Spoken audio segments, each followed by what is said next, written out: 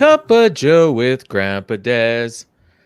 Hey, it's the world famous Josiah from Canada. How you doing, buddy? I am doing all right, Paul. How are you? I'm excellent. I'm excellent. So this is a bit of a long time coming. I wanted to have you on for a little while, but you just got finished doing a big move. Yes, yeah. I moved pretty much halfway across the country, pretty much, to from And New Brunswick to Ontario. and the funny thing is that most people that aren't familiar with the geography of Canada would think, oh, you know what? Like you're on the east, you just moved a couple provinces over, and Nova Scotia is a small province. But you actually that's quite the distance, as Yeah, you found out. yeah. We drove about 800 kilometers to get there, and it would Wow. be 800 back for my friend who was very kind enough to drive me and to help me pack up my stuff, and we all went. And yeah, Okay, yeah. so I got to take exception now. 800 kilometers is not halfway across the country. No, it's not Or literally okay, halfway. yeah. Now, Okay, If I was in Nova Scotia, it would have been like 1,200. right. Oh, okay. Oh, so you're in New Brunswick. So I got that wrong. I'm so bad. Sorry. It's I'm it's from Nova Scotia originally, though. So okay. So that's where I got that from. Okay, so you're from Nova Scotia. You're working in New Brunswick, and now you've moved to Ottawa. yes, yeah. Correct. Okay, and you're uh, at, as you can see on the scroll on the bottom, at the Longfields Community Church. yes, All yeah, right, and you're the pastor there. yes, yeah. This is my first pastorate. I've been an accredited Really? pastor within the Canadian Baptist of Atlantic Canada for I don't know 7, 8 years, something like that. I so I'll just tell my story about how I ended up being a Yeah, pastor. absolutely. Because I'm super interested. This is the main reason I wanted to have you on. Plus, So I yeah, like you. thanks, Paul. I like you too. Thank you. Uh, so I moved to Moncton, New Brunswick in 2004, just graduating high school at 18 years old, and I went to Atlantic Baptist University, which is now Crandall University on the East Coast. That's the only English university in Moncton. So uh, the other school is well, they do have some English classes, but they're French. So it gets a lot of students from a whole bunch of different backgrounds. Just because it had Atlantic Baptist University in the name didn't mean it was specific to that. We would have people from all sorts of religious backgrounds or non-religious backgrounds showing up. Really? But I was a Bachelor of Science major, and I that was my favorite subject in high school, and I still love science. I love it. I read scientific journals and stuff like that. It just interests me. Um, but I see. I grew up in a Christian home, and I was a Christian, and still am, of course. Otherwise, I'd I be a hope so. terrible pastor. uh, and I decided probably about 2 months into the degree that I was going to switch my major to biblical studies because that was the stuff that was capturing me. And there's some interesting stories behind how that happened, but regardless, I ended up choosing to be going to biblical studies, and I thought I'm going to pursue ministry. This is what I care about the most. It's Yeah. what it's like. It just really kind of captured me. It was not something I ever thought I would do. I'm an introvert, so the idea of talking in front of people was terrifying to me. Mhm. Even though I did it in high school in front of people I knew my whole life, and I was terrified. So I've gotten over that now. Yeah, well, I mean, you have to. Yeah, it didn't. It actually didn't take long. It was presentations actually as a part of my degree that helped me get over it, and then just growing in confidence for my own speaking style and stuff like that. But anyways, I studied there until 2008. I graduated with my Bachelor of Arts in Biblical Studies. And then I did a Master's of Divinity online through an American school. And that was not a very good experience for a variety of reasons. The school itself didn't treat me very well, but I'm not going to defame them right now publicly. Yeah. Oh, yeah. So it was there was just some issues on their end that resulted in me having to pay them more money, even though it was their fault.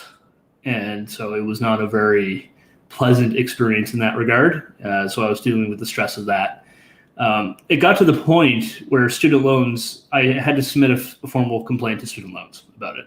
Wow. And they sided with me. But I still had to pay the money to the school, but the student loans agreed that I was right. So that should just put it in that situation. Let's put it that way. Yeah. But anyways, after that left me a little bit soured on academia with that. And because of where the school was located, my Baptist convention in Atlantic Canada wouldn't recognize it as accredited, which I knew going in. Yeah. Even though it was an accredited school, it just wasn't accredited in the accreditation that they recognize. Okay. So I had to pay back the school, so I worked for 3 years at Sobeys while I was paying. So there I am, just fresh off a master's degree, working at Sobeys as a cashier for minimum wage. Wow. Slightly above it, but wow. Hey, you know what? It all had a purpose, right? Absolutely. And here's the thing.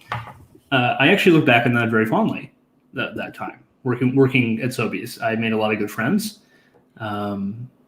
I got to, because I'm a pastor, I got to talk to people about Jesus a lot. Yeah, yeah. Well, and the other thing is, you mentioned the fear of public speaking, and now you're working in the public. So you're meeting hundreds of people a day. So that probably helped with that too, right?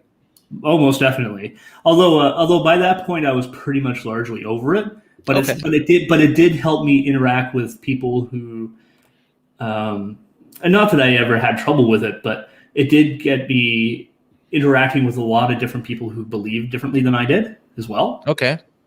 So that really helped me navigate difficult conversations with people about disagreements I might have, about faith. I was working with Muslims, I was working with atheists, I was working with agnostics, and that can lead to a lot of very interesting conversations. Even other Christians that aren't Baptist. Yeah. Yes. 100%. That might be the worst, honestly. Oh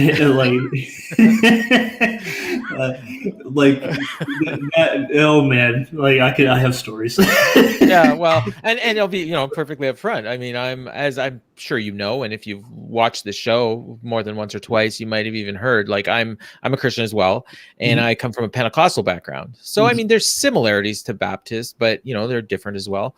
For me personally, I don't really care, what denomination. We all follow the same God. As long as here's DJ Convoy, buddy. Hey. Oh wow, thank you, man. Deza. Oh man, it's a combination of me and Daza, I think. Darren Wadsworth, who I had on the show a couple weeks ago. Oh yes, yeah. Or last week it was. The time's all. So I want to ask you something. First of all, just to clarify, so I'm not familiar. I don't know how big Longfield's Community Church is, but do you have more than one pastor? Are you the lead pastor? Or are you the youth pastor? Or I am the only staff member. Okay, only staff. Oh wow. Okay. So it's a small church. Okay, fair enough. That's a good spot to start. Yeah, and they're right in one of the suburbs of Ottawa. Okay. It's a small church, but they were planted in 1998. Okay, so they're relatively young speaking. From a bigger church. Yeah. Okay, cool. I believe so. I don't know the full history yet. I'm still catching up on that. Fair enough. But yeah, they've been around since 1998, and technically they don't have a church building. Okay. They have. So what ended up happening was they would meet in school gyms or rent other churches and those kinds of things. Yep. And just before the pandemic hit, they decided Well, it would actually worked out well. I think it was actually no, it might have been a while before that. I don't know the exact timeline, but it ended up working out very well. But they ended up buying like something like 10 years ago, a farmhouse Oh, basically, like a plot of land, and they got a good plot of land, and they own it. Like okay. there's no mortgage or anything like that. So you just got to build a building. Bingo. Yeah. And on that land is something like it was one of those kind of like the farmer dome type things, a Quonset hut as they call it. When they were saying that, when they were introducing me, I thought they said Kwanzaa hut, and I was so confused. And then I was like, but it sounds kind of like Quonset. I had to look up what it was, and I was like, oh, of course, that's what that is. Yeah. So we did the same thing at our church. So I went to the church that I was at from the time I was like 8 years old to 40, with a few, minor, what's the word, dalliances, where I was away from the church for a little while. But our church, we bought a plot of land. It was in an area that was completely like nothing around it. But we just thought, you know what, if we ever decide we want to build a bigger church or do a church plant like you're talking about, this would be a perfect spot for it. And what ended up happening was the city of Winnipeg decided that they wanted to build where we were. So we either had a choice to keep our land and fight the city, or take their money and negotiate with them to sell the land back to them. And I guess what they did, because at the time the church hadn't been growing as fast as people had thought it would, so they ended up selling it and making a pretty decent profit, and then using that money to do improvements to the church building that we already had. So I don't go to that church anymore, but they're still there. They've changed their name now, and so that is kind of cool. So you guys still own this land. Are you in the process now of trying to figure out how to get a building on there? So, well, I'll tell you about how we meet first. Sure. Yeah. We either meet in the hut during the summer months. So this was before I got there, or we meet in the hut. Yeah, or in the in the farmhouse. Itself, and that's where we meet during the winter. So it's warm, and it worked out really well in some ways for us during the pandemic, because we didn't have the overhead costs of having a building. So all we had to do was maintain what we were doing with the house during the winter, with just heating it basically, and repairs as necessary. But before I got there, so a lot of things had to come together for me to be the pastor here. That, like, it's not a coincidence. Like, I mean, we're Christians. We believe in providence. We believe God acts and brings things together. And like even me being where I'm at right now, like the whole thing that happened with the previous school, then working at Sobeys for 3 years, then returning for a second master's degree at Acadia Divinity College, and I did that online in Nova Scotia. Even the circumstances around that, all of that really led me to right where I'm at. Like, if none of that happened, I don't know if I'd be here right now. And sorry, hit my mic. Were you knocking on wood? Yeah. Like just the circumstances around it. And then so I was working at Rogers before this, while I was interviewing at various churches around the Maritimes, and that just wasn't working out. And I saw a church in Ottawa, and I thought, I'm going to apply there. I don't know if I'm going to fit what they're looking for, because I think they're looking for someone more experienced than me, but I'm going to try anyways. And I got a message back from them like in late May or early June of this year. So 6 months ago, thereabouts. And they said, we got it. We're decided to take a break for 4 weeks and pray over the resumes we've received. And they originally wanted a pastor by July 1st. And at least that's what it was marked on the form that the advertisement, anyways, within the church circles that we have. Anyways, they decided to take that break for a month, and I thought, that's interesting. And all the churches I've interviewed, none of them have said that to me before. And so I was already intrigued by them. And then then they sent me a questionnaire just to answer about my beliefs, how I'd respond to certain situations, those kinds of things. So I responded to that. And they were telling me, I know this now, in the process, it was being narrowed down, and I kept making the cut, and they kept coming back to me. Every time they came back to me, I was like, well, no, we gotta keep him in the pool. Oh. And then it came down to like 3 people, and I had my first interview just before that. And then they wanted to do a follow-up interview, and I did the second interview, and it went exceedingly well. And that's when they decided that I was the guy.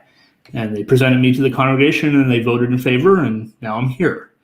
But even that, so I left Rogers in March of 2020. Wow. And so I was without work from March until December. Yeah. And I was very fortunate because EI agreed with me quitting Rogers. Okay. That's our employment insurance. Yeah. There was a lot of circumstances around it, but they were basically, anyways, the EI agreed with me quitting. They thought it was the right choice for me. And so I got full EI until the middle of October. And as I was on EI, I was doing the job interviews and all this kind of stuff. And the week after my EI ended, I got the job at the church. Wow. And that's crazy. I had just enough money to move myself to Ontario and keep myself sustained until December. It was like exact amount, pretty much. That's crazy.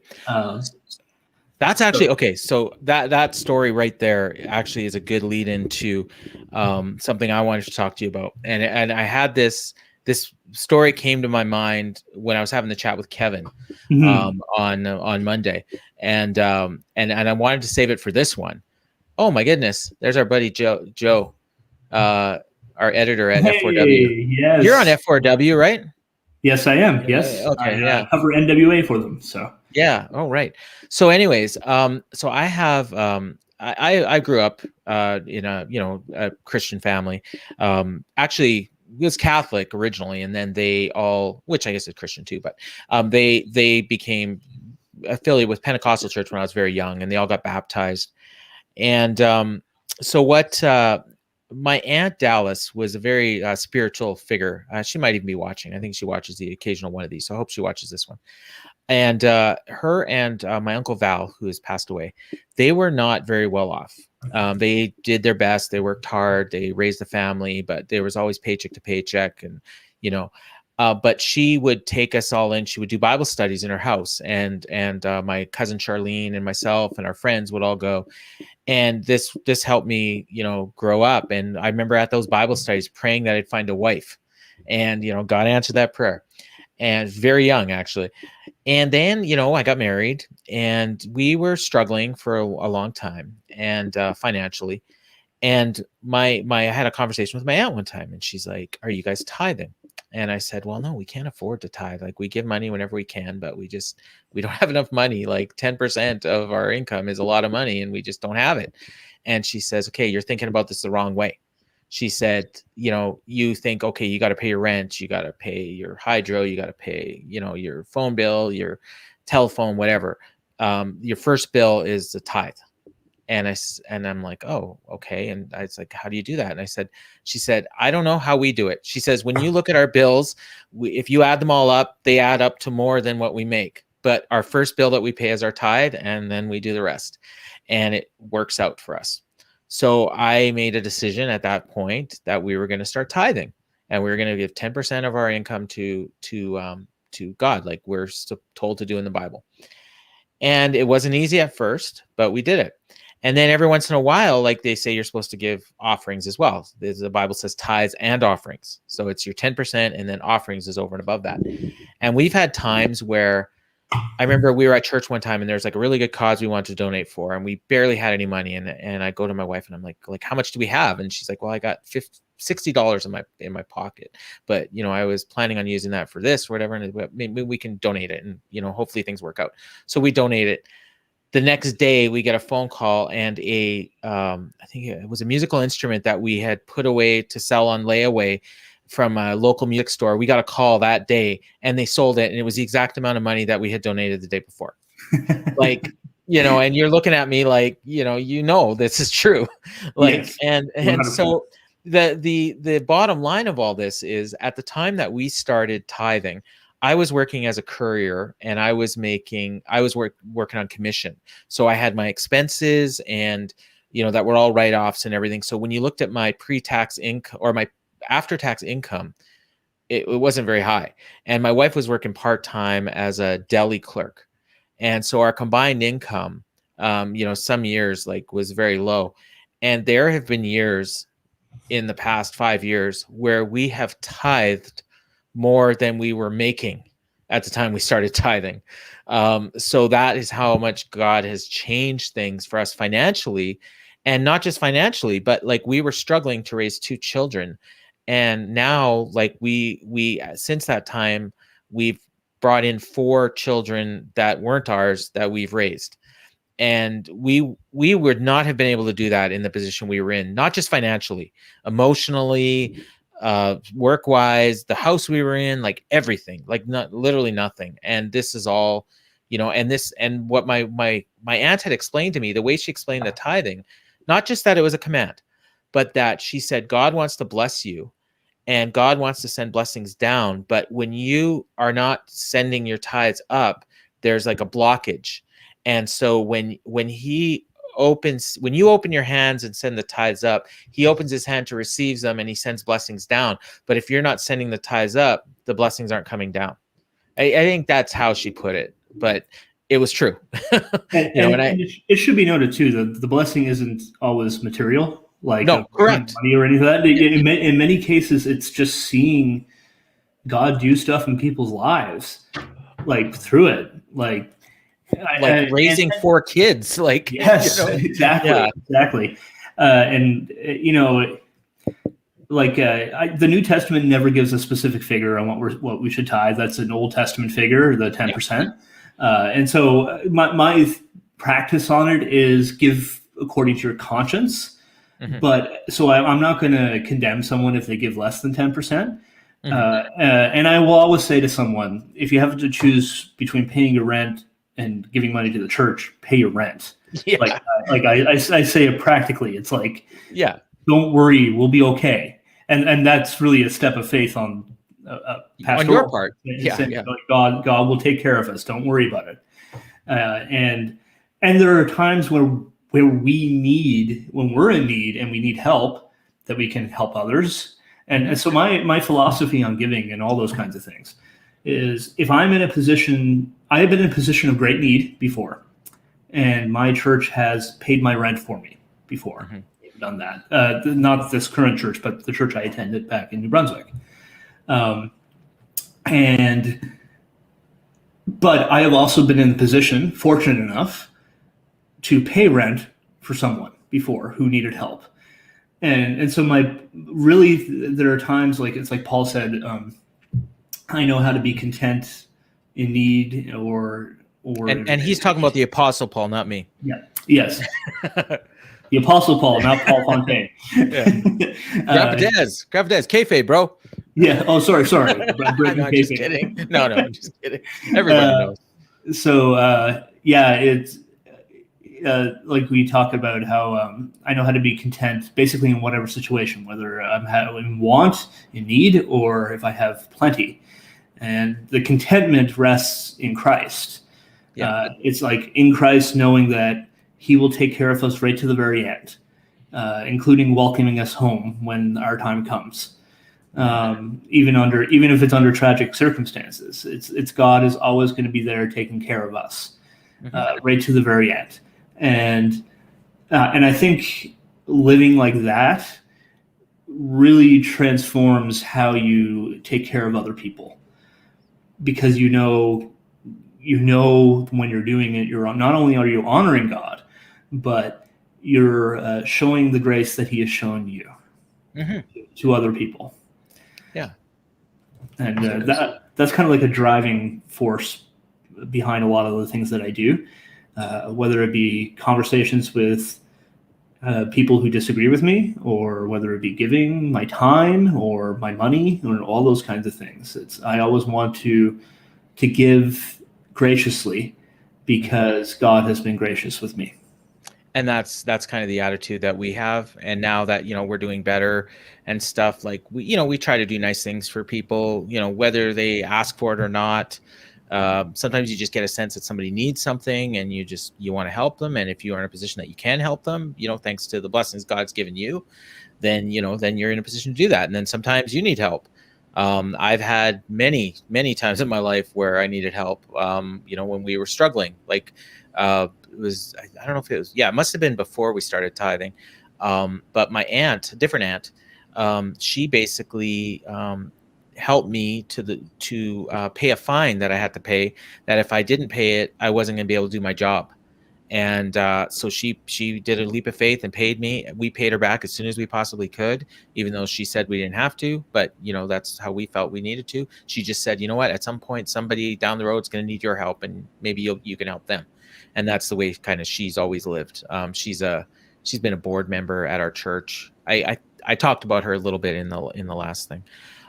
There was a time where we went on a trip. We had booked it was our first trip that we'd booked in a long time. We took the whole family. We booked to go to, I think it was Jamaica, and we paid it was like $5,000 on this trip. And that was a lot of money for us at the time. This was shortly after we got 2 of the 4 kids that we had. So we were all going to go as a family, 6 of us. And, about a week before we were supposed to go, still hadn't got our tickets. We had arranged to a travel agency. And we're calling the travel agent, and he's dodging our calls, or he's answering, oh yeah, I'll get them to you next week, whatever. Long story short, it was a scam. He had spent our money on someone else. He ended up getting charged. And the scary thing was, the guy that we booked with, he wasn't the owner of the travel agency, but he was the former youth pastor at our church. Oh And no! Oh yeah. Oh no! So what we ended up doing was, well, there's a nice moral there's a nice ending to this. So we ended up, we really wanted to go on this trip, and so we just decided, you know what, let's see if we can get an increase on our credit card limit, and we'll pay it, and then we'll just spend the next 2 years paying it back, because we'd really promised the kids we were going to go, all this stuff. So we booked it. We booked this trip. We went on our trip. We had a nice time. I won't say we had a great time. We were in a 3-star resort, because that's all we could afford. And, 6 of us for $5,000 for 2 weeks in Jamaica. We were stretching the dimes pretty thin. But, and then on the way back, there was problems with our plane, and it ended up from the time we left the resort to the time we landed in Winnipeg, it was 30 hours. Oh. And we were awake the whole time. We couldn't sleep because we kept getting moved around and all this stuff. So anyways, we had asked for my aunt to pick us up at the airport. The same aunt that was a board member of the thing. So she picked us up at the airport, and she handed me a card, and she said, here, we just got you a card. Welcome back, whatever. I think it was our anniversary. So we just assumed it was an anniversary card, whatever. Great. Get home. We open this card, and there's a check for $7,000. And our aunt and a bunch of other people in our family, people in our church, they had all donated money because they knew what had happened to us. And basically it was enough money to pay the whole trip. And so I could be mad at the people that scammed us out of the money, but if they hadn't scammed us out of the money, we would not have this memory, and we would not know how much these people cared about us and loved us. We never got that money back. Went to the police, and the money was gone. There was just nothing they could do. But, we got our trip. We knew how much our people loved us, and, and they sacrificed, and we appreciate that, because they never got that money back. And I guess, maybe we could have paid them back. I never even thought of that. But they told us, you're not paying us back. And we had no idea, who gave what or anything, right? But at the time, we couldn't have afforded to pay them back. We probably could now if I even remembered who it was. I just remember just how loved we felt and how great it was, and it was just awesome. And again, that's God, right? That's not us. 100%. Yeah. 100%. And it's like, and a lot of people, they can say that and say, oh, that's just people being nice. But it's like, I see that as God working through people and laying things on their hearts to do. Like, as an example, because what you said actually reminded me of something that happened at my old church. So actually, I'll tell a bit of that story too. When I graduated from ABU Crandall in 2008, when I was getting ready to start my master's degree, I got a summer grant to work at a church called the one I ended up attending. And anyways, it was really my first leadership position. I got into the church. I volunteered in other positions at other churches, but this was they took me in, and within 2 weeks, the pastor asked me to preach. So I preached my first sermon there. And there's a funny story. A family from Myanmar who just came to Canada, came into the church that day, didn't understand a bit of English, and I joke that if they understood English, they probably would have never came back because my sermon was horrible. Because everyone's first sermon is terrible for pastors. But anyways, they're still there now, and we actually been able to help them significantly. We've helped them bring more of their family over from Myanmar and all that to here. Awesome. But anyways, I ended up going to this church until November 30th of this year, and so it was, I don't know how long it was. 2008, 13 years. 13 years, I think. Is that right? Yeah. I'm just as bad at math as Brian Alvarez. But yeah. Anyways, right when I started my second. Oh, maybe it was before that. Anyways, at some point I needed a computer. Actually, no, it was right when I started my second master's, somewhere around there, or right in the middle of it. And one lady just comes up to me, an older lady in the church, and she says, "God's telling me to buy you a laptop." Wow. I'm like, "What?" She goes, "Let's go." And I was like, "Okay." And so it was right after Sunday service. I hopped in her car and we went to Future Shop, and she bought me a laptop that day, and it lasted me for the entire degree. So, oh my Lord. Wow. It was like complete generosity. Well, that's like, I mean, I don't know if the story I told on the last episode with Kevin, like where, like God spoke to somebody that, I was casual friends with, but, I wasn't like great friends with him. And it basically changed my life, and he didn't even know it. He was just, listening to God. So it's crazy. We went over 30 minutes already, and I told you I wasn't going to keep you longer than 30. Time flew. But I do want to, before we go, I wanted to talk to you just a little bit about what you do, because I don't even know. And it's fascinating to me that a pastor is like as big a fan of wrestling and doing wrestling writing and stuff. So I know you mentioned that you're doing the NWA stuff for F4W, and that's cool. We're colleagues there now. I'm trying to get on. I want this show or something. One of the shows I do, I'm trying to get picked up by F4W. Don't tell Garrett. He might. No, he'd be thrilled if I did. Because he does shows over there too. But what else are you doing? Because I know you do other stuff too, and even the WR Central, is that like a website? It was at one point. I had a blog. Okay. This is actually how I got into writing about wrestling. Right after it was in 2014, I got back into wrestling after a while being away from it. I got really into MMA from like 2007 until 2013-ish. I would occasionally watch Ring of Honor. If I could find a New Japan show, I'd occasionally watch it. But I was pretty much done watching WWE at that point. Sure. I was primarily a WCW fan growing up anyways, over the WWF. So it really, I watched Ring of Honor quite a bit. in that time frame.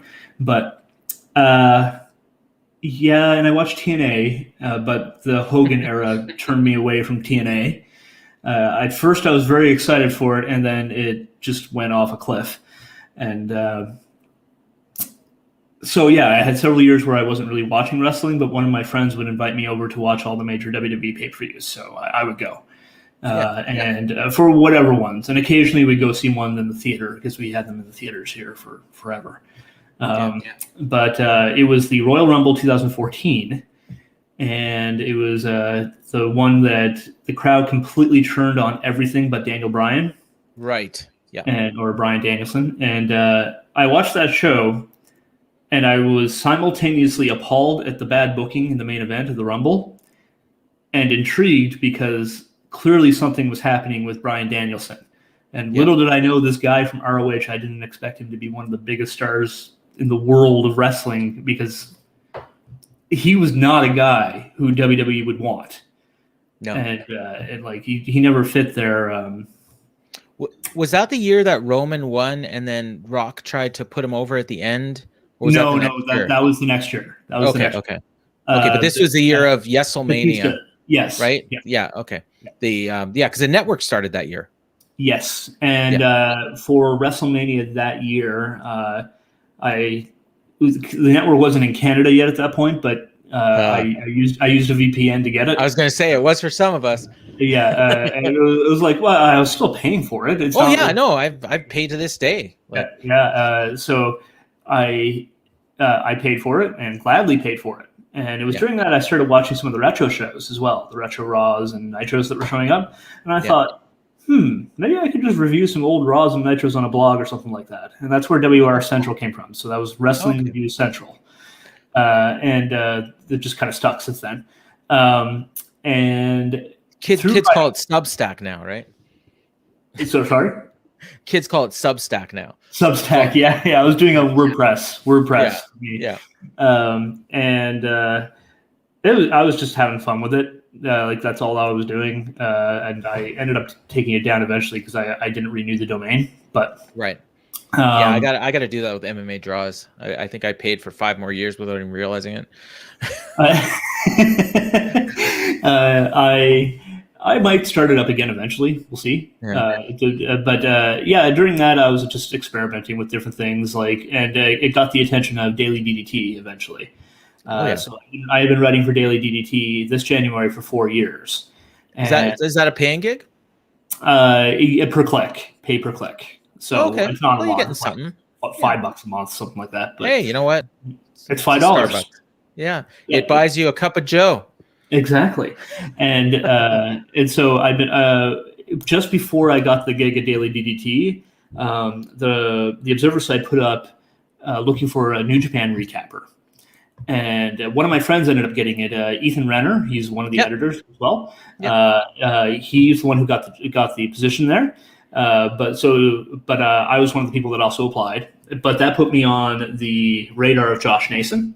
Yeah, and I said, look, if you have any openings for recappers or anything like that, just let me know. And I started writing a Daily DDT, and in January of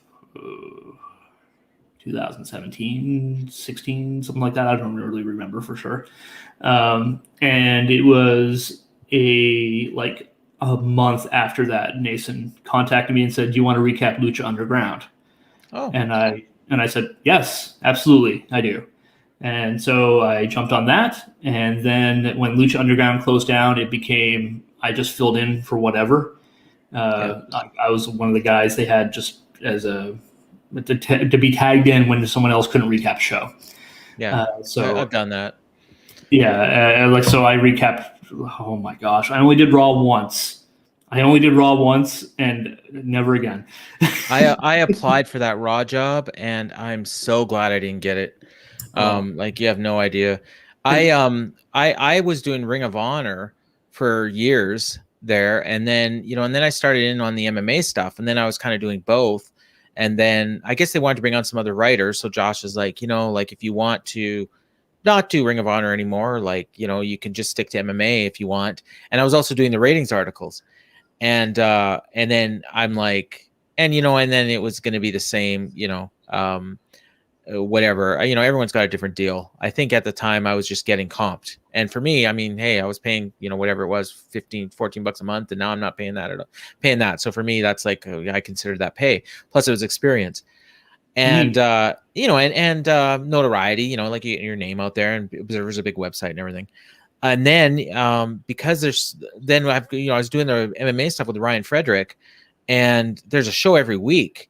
And so we're doing every other week. I'm doing that. Plus I'm doing all the ratings articles. Plus I'm doing the stuff at Fight Game. And then I started doing the podcast, and it's like, it's too much. And then, so I said, hey, if Ryan wants to just do the MMA, and then I'll just do the ratings. And now there's like ratings articles almost every day.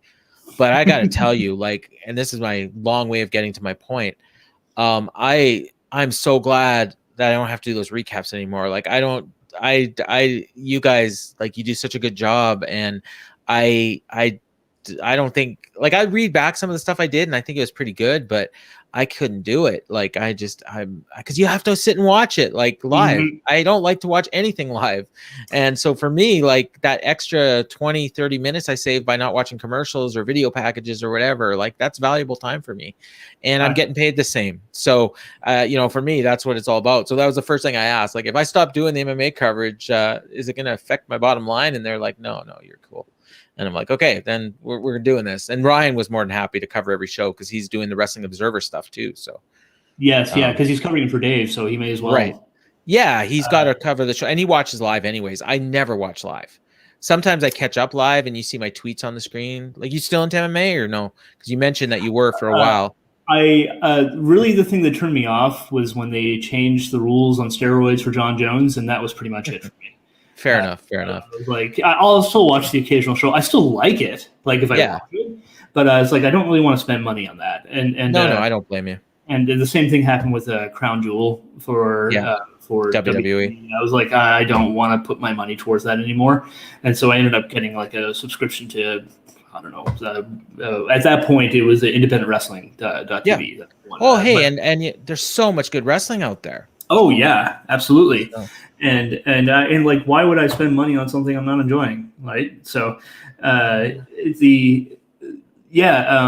don't know what this is, but I'm gonna put it up anyways. I am assuming.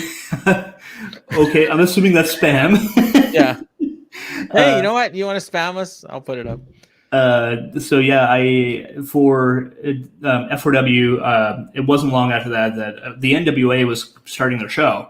And I just emailed Mason. I said, look, I don't really have a weekly gig at this point, but do you want me to do that? And he said, sure. Okay, cool. And so that's what I've been doing there. I'm still just comped, which is fine. Yeah. I don't mind. I'm doing it for fun. Like, I'd be watching these shows regardless, and it saves me $10-15 a month. So yeah. Well, and when I, I'm getting a little bit more than comp now, but when I was first, like, I didn't even, like, they just basically offered it to me, and I'm like, yeah. I mean, I'm not going to say no. I wasn't, to the site, absolutely. Yeah. And the amount of people that actually get paid to write on the internet is very, very low as compared to the amount of people that write on the internet. Yes. and same thing with podcasting, and I'm doing this show for free, and but I have so much fun doing it, and if it ever monetizes, great. If it doesn't, I don't care. Like, it's fun, right? Exactly. And I'm getting to talk to cool people, and like, we've never spoken, and now I feel like I know you, and I mean, this is like the longest show now, so we got to wrap it up. But I did this with David too. When he had me on his it's fine. It's fine. But no, the fact is now I feel like I know you. And then the next time I have you on, and hopefully you'll agree to do this again. Absolutely. I'll know you, and then, we can maybe go in a completely different direction. But I love this. I love this direction. I loved you talking about your background. Because I was very curious about that, and I didn't even have to ask the questions. You just went. You basically answered almost every question I was going to ask you without me asking. So there's God again. This has been really fun, and we've talked like online over Facebook and Twitter for I don't know how long now, a year and a half, 2 years, something like that. Yeah. Well, actually, I think I followed you on Twitter. Like, I subscribed to F4W in 2015. It wasn't long after that I actually started following you on Twitter. But But I mean, like, since I joined the fight game group, we've talked. Yeah. Plenty. Oh, you're one of the I mean, I like everybody. I don't really there's very few people I don't like in that group, but you're one of the people that I really respect.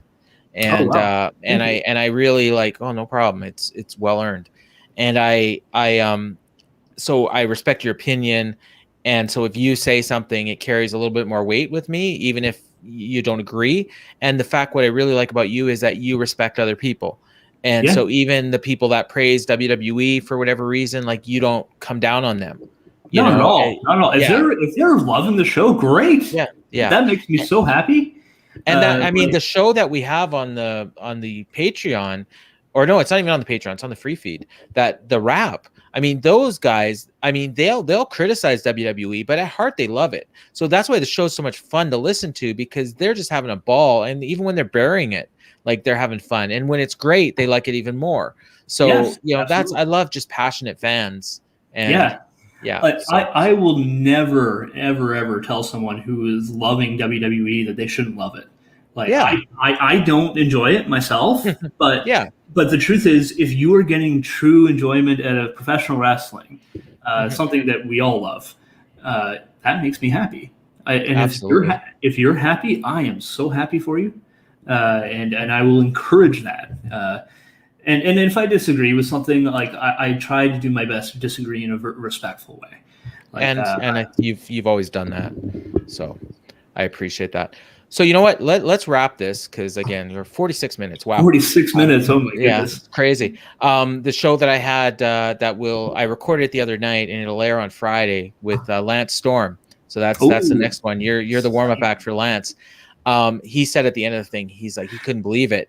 But the nice thing is, I told him we'd be 20 to 30 minutes, and we wrapped at 29:58. So he's like, "You got it in. You're a pro." And I'm like, "Hey, and it was a total accident." Uh, but I'll claim it. I'll you claim it. could just say Brian trained you. Yeah, there you go. That's on the Lance line. So for Josiah, I have been Grampa Dez, and this has been